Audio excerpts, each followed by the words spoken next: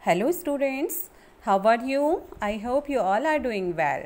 Okay students, now it's your SST class and today we will read class 6 geography and the chapter 2nd, and the chapter 2nd is globe, latitudes and longitudes. Okay, latitudes akshans and longitudes deshantar, and globe, as you know, it's a model of our earth. Okay, globe.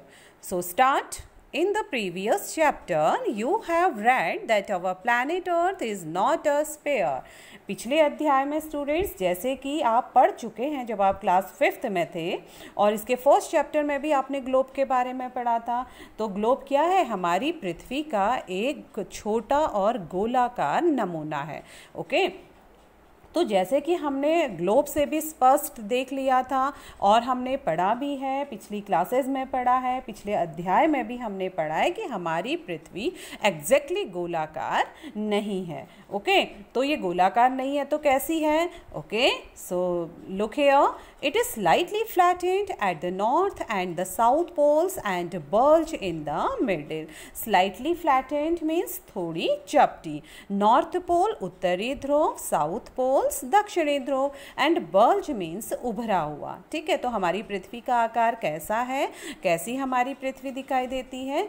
यह उत्तर और दक्षिण ध्रुव में थोड़ी चपटी और बीच में, middle में, मध्य में यह उभरी हुई दिखाई देती है। Okay, can you imagine how it looks? क्या आप कल्पना कर सकते हैं कि यह कैसी दिखती है? You may look at a globe carefully in your classroom to get an idea. Okay, तो आप अपनी इस संबंध में जानकारी प्राप्त करने के लिए अपनी कक्षा में सावधानी पूर्वक ग्लोब को देखिए। But students, nowadays you are not in your classroom, so here is an option. What's your option? It's your book. Okay, so you can see here is also a diagram of globe. So आप यहाँ पर देख सकते हैं। Okay, तो आप इस संबंध में जानकारी प्राप्त करने के लिए अपनी कक्षा में देख सकते हैं, बट अभी आप क्लास में नहीं हैं तो आप इस पिक्चर में देखिए और सावधानी पूर्वक इस ग्लोब को देखिए।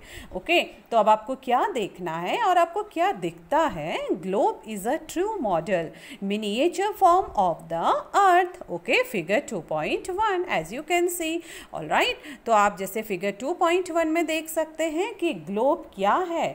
ट्रू मॉडल एक वास्तविक मॉडल है। ओके, एक वास्तविक प्रतिरूप है। ऑलराइट, मिनिएचर मीन्स प्रतिरूप, किसी का एक मिनिएचर फॉर्म, यानी कि किसी का एक छोटा सा फॉर्म। तो हमारी पृथ्वी बिल्कुल ऐसी दिखाई देती है जैसा कि आप फिगर 2.1 में ग्लोब के पिक्चर को देख सकते हैं, बट हमारी पृथ्वी इतनी छोटी नहीं है। It's a miniature form. Okay, यह क्या है? एक लघु रूप है हमारी पृथ्वी का। तो जब आप, अगर आपके पास ग्लोब घर पर है तो आप ग्लोब को देखिए, अदरवाइज आप अपनी बुक में देख सकते हैं फिगर 2.1 में। तो हमारी पृथ्वी ग्लोब का एक, बिल्कुल ग्लोब क्या है? हमारी पृथ्वी का एक लघु रूप है। तो ग्लोब पृथ्वी का एक लघु रूप में एक बिल्कुल एग्जैक्टली ट्रू मॉडल है, यानी कि वास्तविक रूप है। बिल्कुल हमारी पृथ्वी इसी तरह दिखाई देती है, same colour, same structure and same form, but it's a miniature form. Okay, यह सिर्फ पृथ्वी का क्या है? एक लघु रूप है।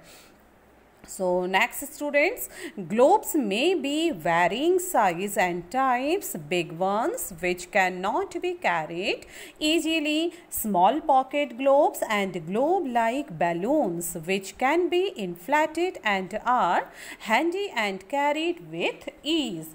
So students, look here, globe क्या होते हैं? देखिए, विभिन्न प्रकार और आकार के हो सकते हैं। globe may be varying size and types. Okay, तो जो globe हैं, जैसा कि हम फिगर 2.1 में देख रहे हैं, तो ऐसे ही ग्लोब विभिन्न आकार के और विभिन्न प्रकारों के हो सकते हैं। अब वे आकार और वे प्रकार कौन से हैं? Big ones which can not be carried easily. एक तो ऐसा ग्लोब होता है जो कि काफ़ी बड़ा होता है, वह ग्लोब, यानी कि एक बड़ा ग्लोब जो आसानी से एक स्थान से दूसरे स्थान पर नहीं लेकर जा सकते हैं।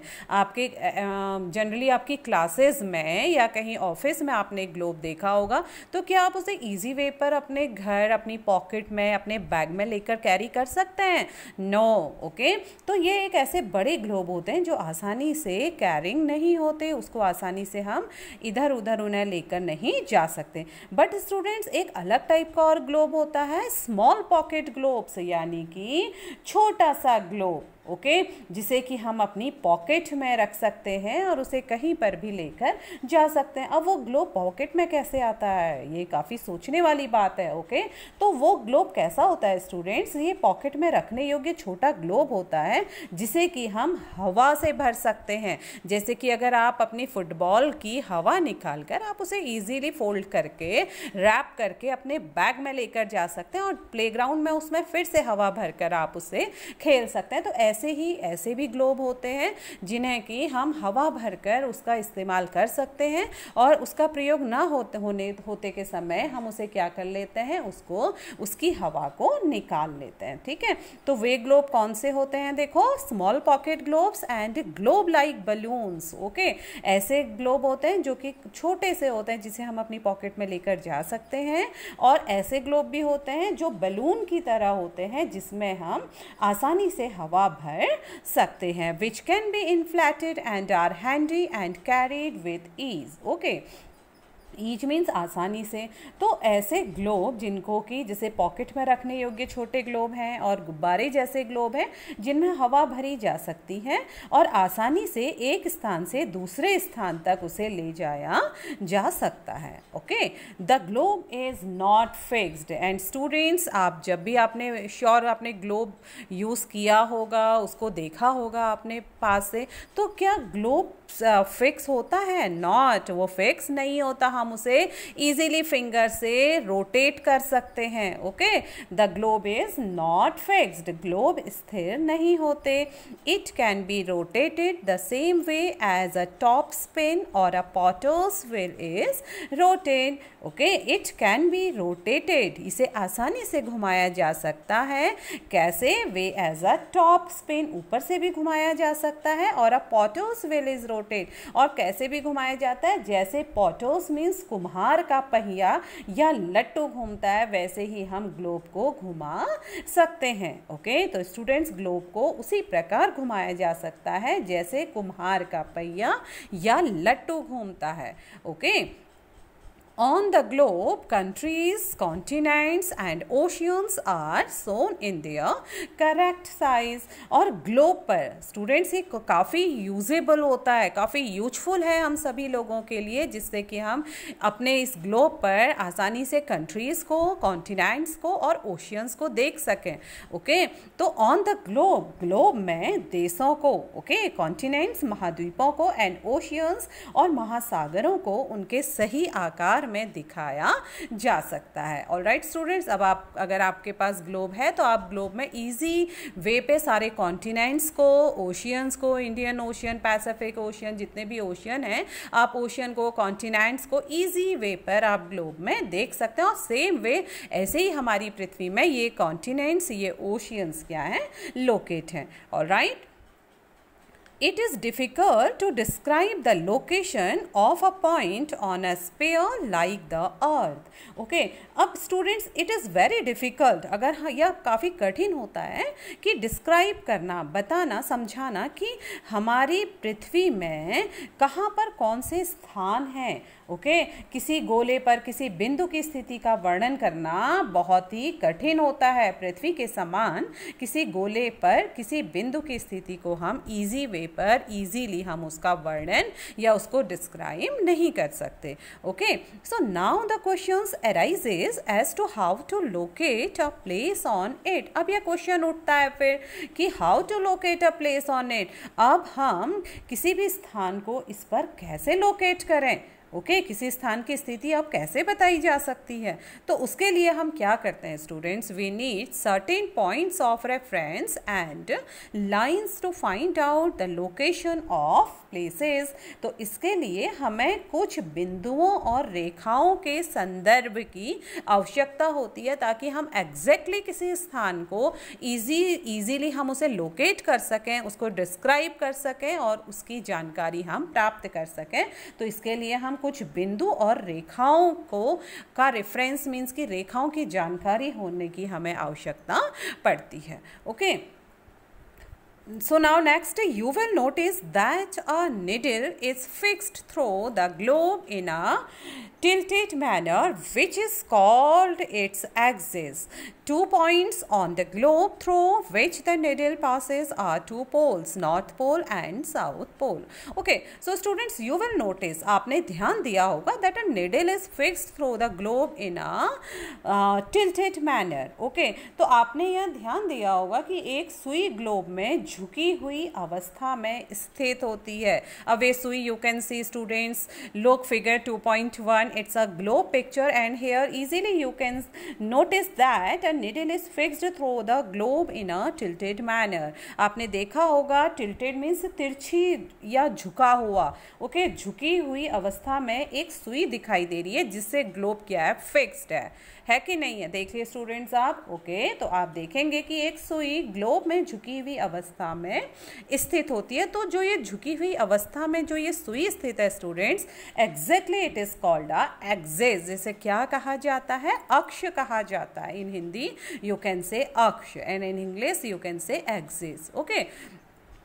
2 points on the globe through which the needle passes are 2 poles. अब देखिए स्टूडेंट्स, दोनों इस ग्लोब में 2.1 फिगर में आप देख सकते हैं कि नॉर्थ पोल पर और साउथ पोल पर दोनों जगह यह सुई जो होती है झुकी फॉर्म पे, टिल्टेड फॉर्म पर रहती है. इसी को अक्ष कहा जाता है. एक नॉर्थ पोल पर रहती है और एक साउथ पोल में रहता है. ओके, तो ग्लोब पर ये दो बिंदु जिनसे होकर ये सुई गुजरती है, वे कौन कौन से ध्रुव हैं? ये नॉर्थ पोल है ऊपर साइड और नीचे क्या है, ये साउथ पोल है. ऑलराइट स्टूडेंट्स, तो आपने देखा कि एक सुई ग्लोब में झुकी हुई अवस्था में स्थित होती है. ये सुई देखो झुकी हुई अवस्था में स्थित है जिससे कि ये ग्लोब फिक्स्ड है. इसे क्या कहा जाता है, एक्सिस या अक्ष कहा जाता है. और ग्लोब पर वे दो बिंदु जिनसे होकर सुई गुजरती है उन्हें north pole and south pole कहा जाता है. Okay. So next, the globe can be moved around this needle from west to east just as the earth moves. Okay, तो जो स्टूडेंट्स हमने जो ये एक्सिस देखा फिगर 2.1 में, नॉर्थ पोल और साउथ पोल में टिल्टेड फॉर्म पर हमने जिस सुई को देखा, तो अब इस सुई का क्या वर्क होता है? तो students, it's a very important this axis. Okay, globe को इस सुई के चारों ओर पृथ्वी की भांति पश्चिम से, स्टूडेंट्स याद रखना, पश्चिम से पूर्व की ओर को घुमाया जा सकता है. लेकिन याद रहे इन दोनों में एक अंतर है. Okay, so you have to remember that there is a major difference, okay, between the north pole and south pole. Okay, this axis. All right, so what's the difference? We will read later, but remember there is a major difference. The real earth has no such needle. It moves around its axis, which is an imaginary line. Okay students, so as you know it's a clear कि क्या difference है north pole और south pole में. जो ये सुई लगी हुई है, जो axis लगी हुई है, इसमें क्या major difference है? वह मेजर डिफरेंस यह है कि पृथ्वी पर, अगर हम, ये तो बिल्कुल पृथ्वी का मिनिएचर फॉर्म है, ट्रू मॉडल है, बट यहाँ पर ये ट्रू मॉडल नहीं है. ओके, ये हमने ग्लोब को फिक्स करने के लिए लगाया हुआ है, बट पृथ्वी पर वास्तव में ऐसी कोई सुई नहीं होती है. यह अपने अक्ष पर चारों ओर घूमती है, जो कि एक क्या है, काल्पनिक रेखा है. ओके, जो कि क्या है, इमेजिनरी लाइन आप कहेंगे, इमेजिनरी लाइन या काल्पनिक रेखा है. Alright, so another imaginary line running on the globe divides into 2 equal parts. Okay, तो स्टूडेंट्स एक अन्य काल्पनिक रेखा भी होती है. एक काल्पनिक रेखा तो ये है एक्सिस फॉर्म पर, ठीक है. यहाँ पर तो हमने इसको इस ग्लोब में, इस ट्रू मॉडल में हमने दो सुइयाँ लगाई हैं नॉर्थ पोल और साउथ पोल में, जो पृथ्वी को रोटेट करती है. कहाँ से? पश्चिम से पूर्व की ओर को. बट वास्तव में पृथ्वी में ऐसी कोई सुई नहीं है. यह एक काल्पनिक रेखा है जिस पर पृथ्वी पृथ्वी अपने अक्ष पर चारों ओर घूमती है। लेकिन इसके अलावा भी एक अन्य काल्पनिक रेखा होती है। ओके, तो एक अन्य काल्पनिक रेखा भी ग्लोब को 2 बराबर भागों में बांटती है। Okay, this line is known as the equator. और यह जो लाइन है, जो इमेजिनरी लाइन है जो पृथ्वी को 2 बराबर भागों में बांटती है, इस लाइन को क्या कहा जाता है? इक्वेटर कहा जाता है। ओके, इक्वेटर विषुवत इसको वृत्त कहा जाता है। Okay, the northern half of the earth is known as the northern hemisphere and the southern half is known as the southern hemisphere. Okay, तो स्टूडेंट्स अब पृथ्वी का जो उत्तरी आधा भाग होता है, ओके, जो देखिए आप ग्लोब में हम देख सकते हैं, जो पृथ्वी का अर्ध उत्तरी भाग है, ओके, उसको क्या कहा जाता है? नॉर्दर्न हेमिस्फीयर कहा जाता है। यानी हेमिस्फीयर मीन्स गोलार्ध।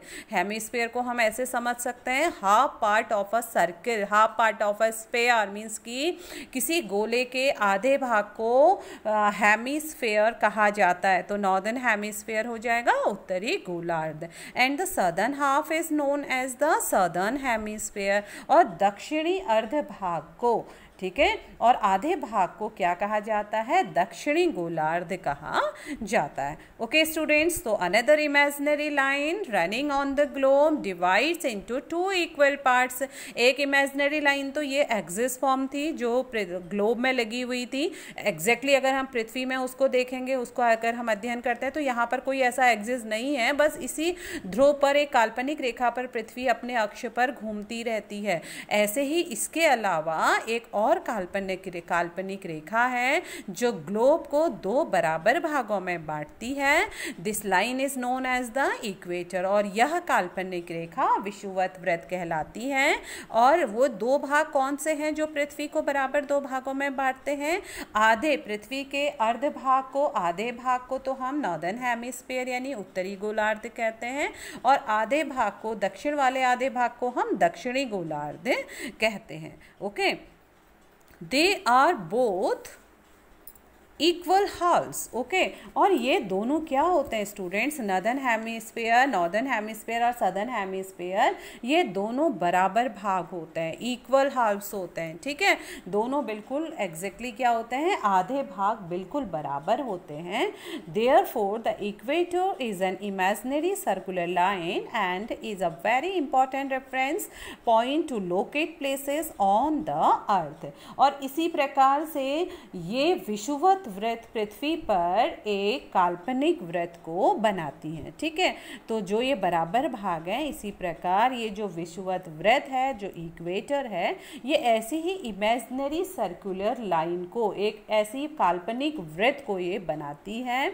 And is a very important reference point two locate places on the earth. और यह पृथ्वी पर विभिन्न स्थानों की स्थिति बताने का एक बहुत ही महत्वपूर्ण संदर्भ बिंदु होता है। All parallel circles from the equator up to the poles are called parallels of latitudes. Okay, और ये सभी समानांतर parallels, okay, तो यह सभी जितनी भी विषुवत वृत्त से ध्रुवों तक स्थित सभी समांतर वृत्तों को क्या कहा जाता है? parallels of latitudes, यानी अक्षांश रेखाएं या समानांतर रेखाएं कहा जाता है। किसको कहा जाता है? विषुवत वृत्त से, ओके, इक्वेटर से ध्रुवों तक सभी समानांतर वृत्तों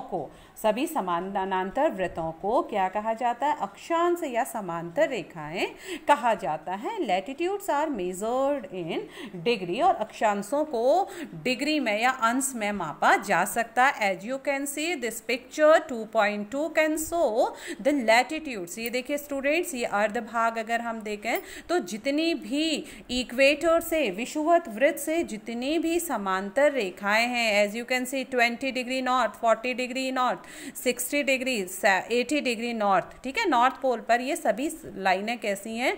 ये सभी समानांतर रेखाएं हैं जिसको अक्षांश रेखाएं कहा जाता है, यानी लैटिट्यूड्स कहा जाता है। पैरेलल्स ऑफ लैटिट्यूड्स को समांतर रेखाएं भी कहा जाता है या अक्षांश रेखाएं कहा जाता है। क्यों कहा जाता है? क्योंकि ये बिल्कुल समानांतर होती हैं।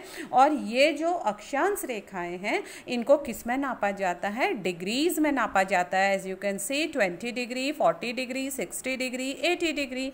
All right, So next, the equator represent the 0 degree latitude since the distance from the equator to either of the poles is 1/4 of a circle round the earth. It will measure 1/4 of 360 degrees. Example 90 degree. Okay student. So विषुवत वृत्त शून्य अक्ष को, the equator, जो ये equator है, जो विषुवत वृत्त है, ये शून्य अंश को शून्य अक्ष अक्षांश को दर्शाती है। ठीक है, तो जो ये विषुवत वृत्त है ये शून्य अक्ष किसको दर्शाती है? अक्षांश को दर्शाती है। चूंकि विषुवत वृत्त से दोनों तरफ ध्रुवों के बीच की दूरी पृथ्वी के चारों ओर के वृत्त का क्या है? 1/4 है। ठीक है, 1/4 360 अंश का, ठीक है, 360 अंश का 1/4 होता है। ठीक है, अतः इसका माप क्या हो जाएगा? 360 अंश का 1/4, यानी हम उसे कह सकते हैं 90 डिग्री, 90 डिग्री या 90 अंश हम उसे कह सकते हैं। Okay students, so it's clear. विषुवत वृत्त क्या है? शून्य अंश को, जो ये इक्वेटर है, जो ये विषुवत है, इक्वेटर यानी विषुवत वृत्त। ओके, तो जो ये विषुवत वृत्त है ये शून्य अंश को अक्षांश को दर्शाती है, शून्य 0 डिग्री लैटिट्यूड को दर्शाती है ये विषुवत वृत्त। और since the distance from the equator, तो विषुवत वृत्त से जो इसकी दूरी है आइदर ऑफ द पोल्स, ठीक है, दोनों तरफ के ध्रुवों के बीच की दूरी कहाँ से? From the equator to either of the poles is 1/4 of a circle round the earth. Okay, तो विषुवत वृत्त से दोनों तरफ ध्रुवों के बीच की दूरी पृथ्वी के चारों ओर के वृत्त का 1/4 है। अतः इसका माप क्या होगा? 360 डिग्री का 1/4 यानी 90 अंश होगा। Okay, so thus 90 degree north latitude marks the north pole. Okay, marks the north pole and 90 degree south latitude marks the south pole. इस प्रकार 90 डिग्री नॉर्थ, इस प्रकार जो उत्तरी 90 अंश है, इस प्रकार 90 अंश उत्तरी अक्षांश किसको दर्शाएगा? 90 अंश उत्तरी अक्षांश उत्तरी ध्रुव को दर्शाएगा, और 90 अंश दक्षिणी अक्षांश दक्षिणी ध्रुव को दर्शाएगा।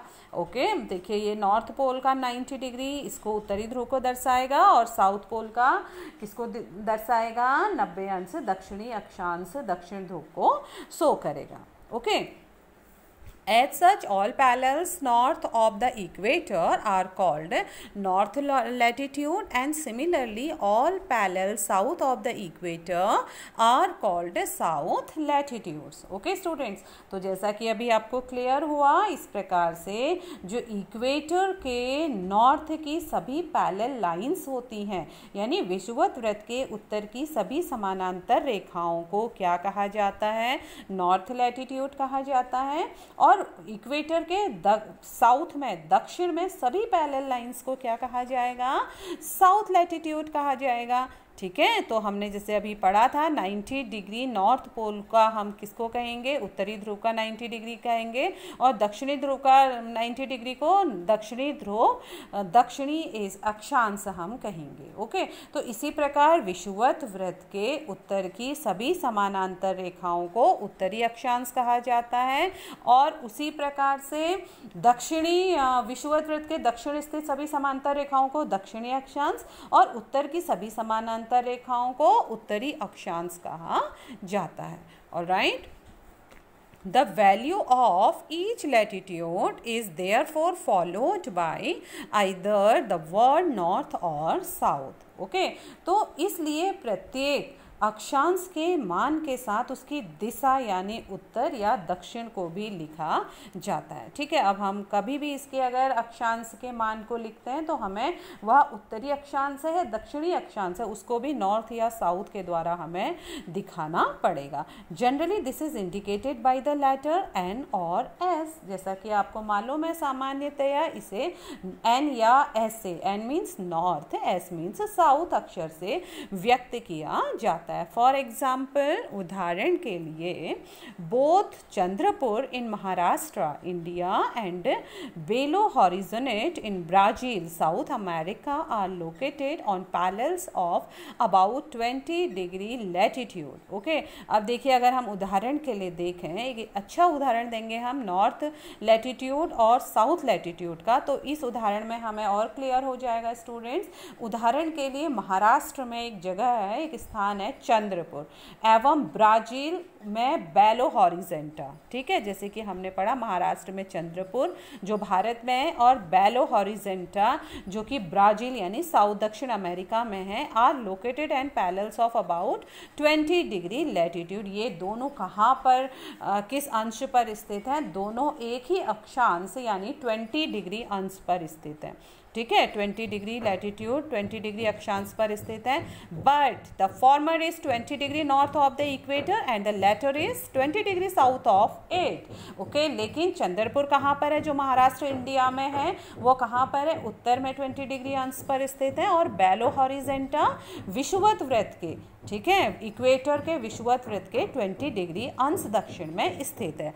इसलिए we therefore say that Chandrapur is situated at 20 degree and latitude and Belo Horizonte is situated at 20 degree S means south latitude. Okay, तो देखिए स्टूडेंट, दोनों चंद्रपुर जो महाराष्ट्र इंडिया में है वो भी 20 डिग्री अंश पर स्थित है, अक्षांश पर स्थित है, और नॉर्थ में और कौन सा ब्राज़ील में हॉरिजेंटा बेलो वो कहाँ पर स्थित है? वो भी 20 डिग्री में स्थित है, लेकिन अंतर क्या है? एक उत्तरी अक्षांश पर स्थित है, कौन सा? चंद्रपुर महाराष्ट्र का, और हॉरिजेंटा बेलो हॉरिजेंटा जो ब्राज़ील में साउथ अमेरिका में स्थित है वो कहाँ पर है? 20 डिग्री लैटिट्यूड, बट उसे हम डिनोट करेंगे 20 डिग्री एस में वो स्थित है, एस यानी साउथ में स्थित है। ठीक है, इसीलिए हम कह सकते हैं कि चंद्रपुर 20 डिग्री नॉर्थ अक्षांश तथा बेलो हॉरिजेंटा 20 डिग्री दक्षिण अक्षांश यानी 20 डिग्री साउथ अक्षांश पर स्थित है। ओके, और हमें और क्लियर हम 2.2 फिगर से हम देख लेंगे। चित्र 2.2 से स्पष्ट है कि जैसे जैसे हम विषुवत वृत्त से दूर होते चले जाते हैं अक्षांशों का आकार घटता चला जाता है। ओके स्टूडेंट्स, जैसे कि आप देख सकते हो, you can see this picture 2.3। तो what you can C here, students, notice it in figure 2.2 we move away from the equator। देखो इक्वेटर यहाँ पर है विषुवत वृत्त से जैसे जैसे हम दूर जा रहे हैं, ठीक है, जैसे जैसे हम विषुवत वृत्त से दूर जा रहे हैं, the size of the parallels of latitude decreases। तो जो भी समानांतर रेखाओं, अक्षांश समानांतर रेखाओं का आकार भी कम होता चला जा रहा है। कब कम हो रहा है? when we move away from the equator। आप देखिए ये नॉर्थ पोल की तरफ हम जा रहे हैं, इक्वेटर से दूर होते जा रहे हैं, और यहाँ हम साउथ पोल की ओर जा रहे हैं, इक्वेटर से दूर होते जा रहे हैं। तो जैसे जैसे हम विषुवत वृत्त से दूर होते जाएंगे अक्षांशों का आकार, यहाँ उत्तरी अक्षांश में जा रहे हैं, यहाँ अक्षांशों का आकार कम होता चला जाएगा, यहाँ दक्षिण अक्षांश का आकार कम होता चला जाएगा, उनका आकार घटता चला जाता है। ओके स्टूडेंट्स, जैसे कि हमने देखा ना, यहाँ पर हम इक्वेटर में देखिए, हम इक्वेटर से नॉर्थ पोल की तरफ जा रहे हैं, अक्षांश से दूर होते चले जा रहे हैं, तो इनका आकार क्या होता जा रहा है? घटता चला जा रहा है। Okay, as you can see this figure students, so first one देखो, टॉरिड जोन और इक्वेटर, उष्णकटिबंध और इक्वेटर विषुवत वृत्त you can see in the middle, okay, between the north pole and south pole. यहाँ पर हम देख सकते हैं उत्तरी ध्रुव और दक्षिण ध्रुव के बिल्कुल बीच में टॉरिड जोन है, उष्णकटिबंध है, और विषुवत वृत्त है, इक्वेटर है। ओके, अब हम जैसे इससे दूर जा रहे हैं तो नॉर्थ टेम्परेट जोन आ रहा है, उत्तरी शीतोष्ण कटिबंध आ रहा है, उसके बाद Arctic Circle, then frigid zone, then North पोल। ओके, आर्कटिक सर्कल उत्तरी ध्रुव वृत्त एंड फ्रेज्ड जोन उत्तरी शीत कटिबंध। Okay, and the major of this frigid zone 66 1/2 degree north, and here Tropic of Cancer as you know 23 1/2 degree north. Okay, and the equator is 0 degree, ठीक है। अब इसी की वैल्यू नीचे सेम रहेगी साउथ पोल की ओर, Tropic of Capricorn 23 1/2 degree south and 66 1/2 degree south is frigid zone. तो ये क्या है, महत्वपूर्ण अक्षांश और उनके ताप कटिबंध है। ओके, डू यू नो, क्या आप जानते हैं, by measuring the angle of the pole star from your place you can know the latitude of your place. Okay, क्या आप जानते हैं अपने स्थान से ध्रुव तारे का कोण मापकर आप अपने स्थान के अक्षांश को जान सकते हैं। ओके, अगर आपको अपने स्थान का, जहाँ पर आप रहते हैं उस स्थान का अगर आपको अक्षांश जानना है तो आप अपने स्थान से ध्रुव तारे का कोण मापकर आप अपने स्थान का अक्षांश जान सकते हैं। Alright, so now next is heading students, important parallels of latitude, महत्वपूर्ण अक्षांश या समानांतर रेखाएं। ठीक है, अब कौन कौन सी महत्वपूर्ण अक्षांश रेखाएं होती हैं या महत्वपूर्ण समानांतर रेखाएं होती हैं। स्टूडेंट, लैटिट्यूड मीन्स अक्षांश, ओके, और उसे आप समानांतर रेखाएं भी कह सकते हैं। Okay, so start besides the equator 0 degree, the north pole 90 degree north and the south pole 90 degree south, there are 4 important parallels of latitudes. okay, तो विषुवत वृत्त, इक्वेटर स्टूडेंट्स, विषुवत वृत्त जिसकी मेजर क्या होती है, 0 डिग्री होती, 0 अंश होता है। ठीक है, तो विषुवत वृत्त 0 degree, north pole 90 degree and the south pole also 90 degree, but the difference is direction. आप नॉर्थ पोल को 90 डिग्री एन से डिनोट करेंगे एंड साउथ पोल, दक्षिणी ध्रुव को 90 डिग्री साउथ से डिनोट करेंगे। There are 4 important parallels of latitude. इनके अलावा, ठीक है, किन किन के अलावा, विषुवत वृत्त 0 डिग्री, उत्तर ध्रुव 90 डिग्री नॉर्थ और दक्षिण ध्रुव 90 डिग्री साउथ के अलावा 4 महत्वपूर्ण अक्षांश या समानांतर रेखाएं और भी हैं।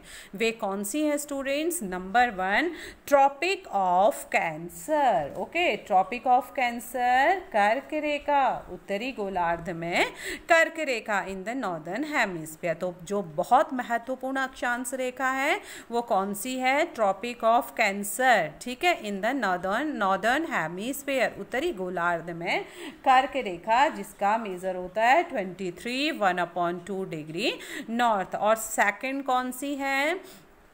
पैरेलल्स ऑफ लैटिट्यूड यानी समानांतर अक्षांश रेखाएं कौन सी हैं? सेकंड, पहला तो ट्रॉपिक ऑफ कैंसर है, second is tropic of capricorn in the southern hemisphere, ठीक है, मकर रेखा दक्षिणी गोलार्ध में। ओके, और जिसका वैल्यू, जिसका मेजर क्या होता है? 23 1/2 डिग्री साउथ होता है। ठीक है, पहला tropic of cancer in the northern hemisphere and second tropic of Capricorn 23 1/2 degree south in the southern hemisphere. And third one is arctic circle. Okay, Arctic circle विषुवत वृत्त के उत्तर में उत्तरी ध्रुव वृत्त। Okay, Arctic circle at 66 1/2 degree north of the equator, यानी कि विषुवत वृत्त के, इक्वेटर विषुवत वृत्त के उत्तर में उत्तरी ध्रुव वृत्त, आर्कटिक सर्कल उत्तरी ध्रुव वृत्त। तो विषुवत वृत्त के 66 1/2 डिग्री उत्तर में उत्तर ध्रुव वृत्त। ओके, एंड फोर्थ वन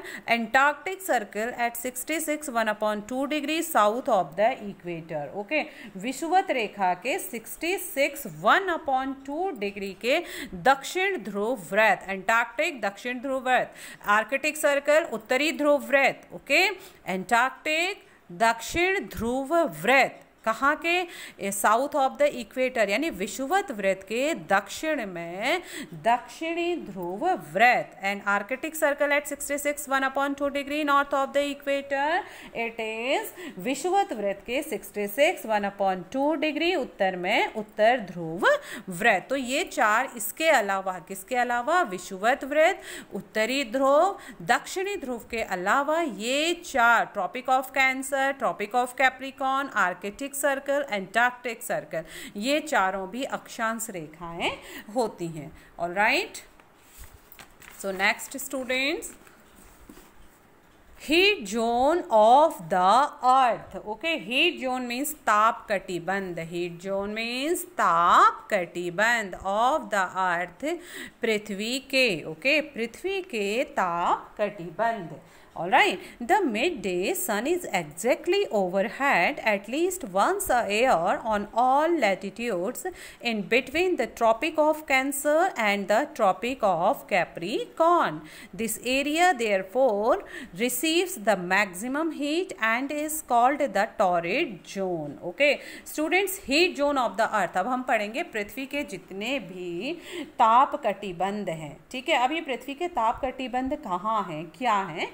तो स्टूडेंट्स, कर्क रेखा एवं मकर रेखा के बीच सभी अक्षांशों पर सूर्य वर्ष में एक बार दोपहर में हमारे ठीक सिर के ऊपर होता है. ओके, इसलिए इस क्षेत्र में सबसे अधिक गर्मी होती है, ऊष्मा प्राप्त होती है, जिसे टॉरिड जोन यानी उष्ण कटिबंध कहा जाता है. Okay, so let's start. What is heat zones of the earth? The midday sun is exactly overhead at least once a year on all latitudes in between the tropic of cancer and the tropic of Capricorn. Tropic of cancer कर्क रेखा, Tropic of Capricorn मकर रेखा. Midday दोपहर में. ठीक है, तो students, कर्क रेखा ट्रॉपिक ऑफ कैंसर में, कर्क रेखा में और मकर रेखा के बीच के जितने भी अक्षांश हैं, जितने भी लैटिट्यूड्स हैं, वहाँ पर सूर्य वर्ष में एक बार दोपहर में सिर के ठीक ऊपर होता है. इसलिए इस क्षेत्र में this area therefore receives the maximum heat and is called the torrid zone. तो इस क्षेत्र में इसलिए यहाँ पर बहुत अधिक ऊष्मा प्राप्त होती है तथा इसे टॉरिड जोन यानी उष्ण कटिबंध कहा जाता है. Okay, The midday sun never shines overhead on any latitude beyond the Tropic of Cancer and the Tropic of Capricorn. Okay, कर्क रेखा और मकर रेखा के बाद किसी भी अक्षांश पर दोपहर का सूर्य कभी भी सिर के ऊपर नहीं होता. ठीक है, इसके अलावा कहाँ पर? ट्रॉपिक ऑफ कैंसर और ट्रॉपिक ऑफ कैप्रिकॉर्न के अलावा किसी भी अक्षांश पर दोपहर में सूर्य कभी भी सिर के ऊपर स्टेट नहीं होता है. ठीक है, तो क्या होता है? The angle of the sun's rays goes on decreasing towards the poles. और इस वजह से जो सूर्य की किरणें होती हैं वह ध्रुव की तरफ तिरछी होती जाती हैं. Okay, as such the areas bounded by the Tropic of Cancer and the Arctic Circle in the northern hemisphere and the Tropic of Capricorn and the Antarctic Circle in the southern hemisphere have moderate temperature. These are therefore called the temperate zones. और इस प्रकार से क्या होता है student? as such the areas bounded by the Tropic of Cancer, इस प्रकार उत्तरी गोलार्ध में कर्क रेखा और उत्तरी ध्रुव वृत्त तथा दक्षिणी गोलार्ध में जो मकर रेखा होती है एवं दक्षिणी ध्रुव वृत्त के बीच वाले क्षेत्र का तापमान मध्यम रहता है यानी मॉडरेट रहता है. इसीलिए उसे क्या कहा जाता है? टेम्परेट जोन यानी मॉडरेट टेम्परेचर प्लेसेस यानी शीतोष्ण कटिबंध कहा जाता है, क्योंकि वहाँ पर क्या होता है? वहाँ का तापमान हमेशा मध्यम रहता है, ना तो बहुत गर्म वहाँ पर होता है ना बहुत ठंडा होता है. ठीक है, तो again I am repeating this one students. कर्क रेखा एवं मकर रेखा के बाद किसी भी अक्षांश पर दोपहर का सूर्य कभी भी सिर के ऊपर नहीं होता और ध्रुव की तरफ सूर्य की किरणें तिरछी होती चली जाती हैं. इस प्रकार उत्तरी गोलार्ध में कर्क रेखा, कहाँ पर स्टूडेंट्स? नॉर्दर्न हेमिस्फीयर में जो ट्रॉपिक ऑफ कैंसर है, जो ट्रॉपिक ऑफ कैंसर कहाँ पर? उत्तरी गोलार्ध में है. और आर्कटिक सर्कल में, ठीक है, और आर्कटिक सर्कल में जो ट्रॉपिक ऑफ कैप्रिकॉर्न है, जो मकर रेखा है यानी उत्तरी ध्रुव व्रत तथा दक्षिणी गोलार्ध में मकर रेखा एवं दक्षिणी ध्रुव व्रत के बीच वाले क्षेत्र का तापमान क्या होता है? हमेशा मॉडरेट रहता है, मध्यम रहता है. ठीक है, इसलिए उन्हें क्या कहा जाता है? शीतोष्ण कटिबंध कहा जाता है. शीतोष्ण कटिबंध यानी टेम्परेट जोन कहा जाता है. टेम्परेट जोन मीन्स जहाँ का टेम्परेचर मॉडरेट रहता है. ठीक है, so next, areas lying between the Arctic Circle and the North Pole in the northern hemisphere and the Antarctic Circle and the South Pole in the southern hemisphere are very cold. It is because here the sun does not rise much above the horizon. Therefore, its rays are always slanting and provide less heat. These are therefore called frost zones, very cold. So students, here we will read about the frost zone. तो क्या होता है शीतोष्ण क्षेत्र में, क्या होता है या शीत कटिबंध में क्या होता है students? Areas lying between the Arctic circle, okay, Arctic circle and the north pole in the northern hemisphere, alright. तो इन सब में क्या होता है कि जब उत्तरी गोलार्ध में उत्तर ध्रुव वृत्त एवं उत्तरी ध्रुव तथा दक्षिणी गोलार्ध में दक्षिण ध्रुव वृत्त एवं दक्षिणी ध्रुव के बीच के जितने भी स्थान होते हैं वहाँ पर बहुत अधिक ठंडी होती है। कहाँ पर होती है? अगेन आई एम रिपीटिंग, उत्तरी गोलार्ध में उत्तरी ध्रुव वृत्त, ओके, यानी arctic circle and the north pole in the northern hemisphere. उत्तरी गोलार्ध में उत्तरी ध्रुव और आर्कटिक सर्कल और उत्तरी वृत्त में, उत्तरी ध्रुव वृत्त में, तथा एंटार्क्टिक सर्कल में दक्षिणी ध्रुव के बीच में antarctic circle and the south pole in the southern hemisphere, और दक्षिणी गोलार्ध के दक्षिणी ध्रुव में, ठीक है, अगेन आई एम रिपीटिंग, दक्षिणी गोलार्ध के दक्षिणी ध्रुव में और उत्तरी गोलार्ध में उत्तर ध्रुव वृत्त एवं उत्तरी ध्रुव के बीच में जितने भी क्षेत्र होते हैं वहाँ पर बहुत अधिक सर्दी होती है, ठीक है। अब क्यों सर्दी होती है? It is because here the sun does not rise much above the horizon. क्यों? क्योंकि वहाँ पर जो सूर्य होता है वो क्षितिज से ज़्यादा ऊपर, हॉरिजन क्षितिज से ज़्यादा ऊपर नहीं आ पाता, ठीक है। क्यों वहाँ पर बहुत अधिक ठंडी होती है? Because here the sun does not rise much above the horizon, horizon में क्षितिज, क्योंकि वहाँ पर जो सूर्य की किरणें हैं या जो सूर्य है वह क्षितिज से अधिक ऊपर नहीं आ पाता। देयरफॉर इस वजह से its rays are always slanting, slanting means तिरछी, इसलिए वहाँ पर हमेशा सूर्य की किरणें सीधी न पड़कर तिरछी पड़ती हैं और तिरछी पड़ने के कारण प्रोवाइड लेस हीट, बहुत ही कम वहाँ पर ऊष्मा मिलती है, okay. These are therefore called frost zones या very cold, इसलिए इस क्षेत्र को क्या कहा जाता है? frost zone, शीत कटिबंध या बहुत ही ठंडे क्षेत्र इनको कहा जाता है। कौन से क्षेत्रों को ठंडे कहा जाता है? उत्तरी गोलार्ध में उत्तर ध्रुव वृत्त एवं उत्तरी ध्रुव तथा दक्षिणी गोलार्ध में दक्षिण ध्रुव वृत्त और दक्षिणी ध्रुव के बीच के क्षेत्रों को frost zones कहा जाता है, okay students. Here is a small practical in figure 2.4. Torchlight falling on a straight surface is bright and covers a smaller area. Okay, तो जैसा कि आप देख सकते हैं फिगर 2.4 के ए डायग्राम में, यहाँ पर सीधी सतह पर टॉर्च का प्रकाश तेज तथा कम क्षेत्र पर फैलता है, ठीक है। तो ऐसा ही सेम कहाँ पर रहता है? टॉरिड जोन के क्षेत्रों में रहता है, जहाँ पर midday sun is exactly overhead at least once a year on all latitudes in between the tropic of cancer and the tropic of capricorn. इसका एक बहुत अच्छा एग्जाम्पल हम टॉर्च की लाइट से देख सकते हैं। देखिए, टॉर्च की जो लाइट है वह सीधी सतह पर, जो टॉर्च की लाइट है वो बिल्कुल सीधी पड़ रही है, कम क्षेत्र पर पड़ रही है, लेकिन सारी की सारी रोशनी बिल्कुल यहीं पर फोकस हो रही है, ठीक है। तो जो सीधी सतह पर टॉर्च का प्रकाश होता है वह तेज और कम क्षेत्र पर फैलता है। और इसके जस्ट अपोजिट स्टूडेंट्स हम यहाँ पर देखेंगे, हम इस एग्जाम्पल को हम फ्रोस्ट जोन्स के एग्जाम्पल्स में देखेंगे। देखो 2.4b में, torch light falling on a slanted surface is less bright but covers a bigger area, okay. अब हम अगर इस सतह को थोड़ा तिरछा कर दें या हम टॉर्च की जो लाइट है उसको देखिए, हम जब इस सतह पर डाल रहे हैं तो यह तिरछी जा रही है या ज़्यादा क्षेत्र पर तो जा रही है, लेकिन ये जो टॉर्च की लाइट है ये डिवाइड हो जा रही है, ये फैल जा रही है स्लैंटिंग एरियाज में।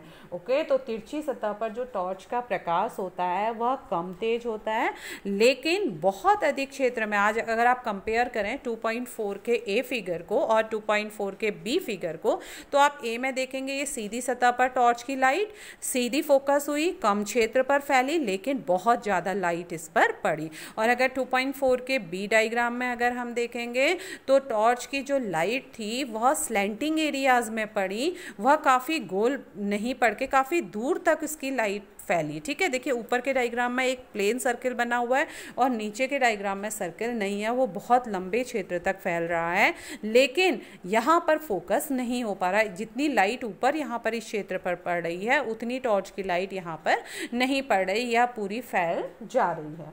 ठीक है, तो सेम ये चीज़ क्या होती है स्टूडेंट्स, हम इसको फिगर 2.4 के ए डायग्राम को, जो कि torch light falling on a straight surface is bright and covers a smaller areas example है, इसको हम हीट जोन से कोरिलेट कर सकते हैं। ठीक है, और फिगर 2.4 का जो डायग्राम है स्टूडेंट्स, इसको हम फ्रीज्ड जोन से कोरिलेट कर सकते हैं। कैसे कर सकते हैं, क्योंकि यहाँ पर भी स्लैंटिंग एरियाज पर टॉर्च की लाइट है, हम इस टॉर्च को हम सनलाइट की तरह देख सकते हैं। ठीक है, हम यहाँ पर इसको इमेजिन कर सकते हैं कि ऐसे ही सनलाइट है, अगर सनलाइट स्लैंटिंग एरियाज में पड़ती है तो वह काफ़ी दूर तक, काफ़ी देर तक स्प्रेड होती है, काफ़ी दूर स्थान तक स्प्रेड होती है और कम, उसकी जो हीट होती है वो कम हो जाती है। और अगर हम उसको एक ही प्लेन सरफेस पर, एक ही जगह पर अगर हम सनलाइट पड़ेंगे, बिल्कुल ओवरहेड अगर वो सनलाइट आएगी, जैसे हमने पढ़ा था कि the midday sun is exactly overhead at least once a year on all latitudes in between the tropic of cancer and the tropic of capricorn, तो क्या होता है, this area therefore receive the maximum heat, okay, and is called the torrid zone. तो हम इसको torrid zone के example से correlate कर सकते हैं। ऑलराइट स्टूडेंट्स, और यहाँ पर अगर हम देखें, torch light falling on a slanted surface is less bright but covers a bigger area, तो areas lying between the Arctic circle and the north pole in the northern hemisphere and the Antarctic circle and the south pole in the southern hemisphere are very cold just because of the sunrise. Okay, the sunrays and sunrise does not much above the horizon, okay, and therefore its rays, जो सूर्य की किरणें हैं, हम यहाँ पर torch की light को सूर्य की किरणों से देखेंगे तो जो सूर्य की किरणें हैं वो क्या हैं, स्लैंटिंग हैं, और स्लैंटिंग होने की वजह से, तिरछी पड़ने की वजह से प्रोवाइड लेस हीट, जिसकी वजह से वे स्थान जहाँ पर सनलाइट स्लैंटिंग रेज में पड़ती है या तिरछी पड़ती है वहाँ पर लेस हीट प्रोवाइड होती है। ठीक है, और वो स्थानों पर क्या होता है, काफ़ी ठंड होती है, जो जिन क्षेत्रों को हम क्या कहते हैं, फ्रीज्ड जोन्स या वेरी कोल्ड जोन्स कहलाते हैं। Okay students, so you clear this topics. Heat zones of the अर्थ कौन से थे और टेम्परेट जोन क्या था, ठीक है, और फ्रीज्ड जोन कौन कौन से थे। ओके स्टूडेंट्स, सो टॉरिड जोन उष्णकटिबंध, टेम्परेट जोन शीतोष्ण कटिबंध एंड फ्रीज्ड जोन्स शीत कटिबंध। Okay, again I am repeating, torrid zone उष्ण कटिबंध जहाँ पर बहुत अधिक हीट प्राप्त होती है, टेम्परेट जोन यानी जहाँ पर टेम्परेचर मॉडरेट होता है, शीतोष्ण मीन्स कि शीतोष्ण को अगर हम डिवाइड करें बेटा दो पार्ट्स में, अगर हम इसको ब्रेक करें तो दो पार्ट्स में शीत प्लस उष्ण, ठंड भी है और गर्मी भी है, that is a moderate temperate zone हम उसे कहते हैं। ठीक है, और ऐसे ही फ्रीज्ड जोन्स क्या होता है, शीत क्षेत्र, बहुत ज़्यादा यहाँ पर वेरी कोल्ड, बहुत ज़्यादा ठंडा होता है। ठीक है, तो heat zones of the earth, torrid zone, temperate zone, freezed zone. Torrid zone उष्ण कटिबंध, टेम्परेट जोन शीतोष्ण कटिबंध जहाँ पर मॉडरेट टेम्परेचर होता है, न ज़्यादा गर्म होता है न ज़्यादा ठंड होती है। टॉरिड जोन में बहुत अधिक उष्ण कटिबंध होता है, बहुत अधिक गर्मी वहाँ पर होती है। और ऐसे ही अगर हम पढ़ेंगे फ्रीज्ड जोन्स को तो यह बहुत शीत क्षेत्र होता है, यहाँ पर वेरी कोल्ड होता है। Alright students, so today class is over. Tomorrow we will read about the longitudes. Okay, so till then students, stay safe, stay happy, bye bye.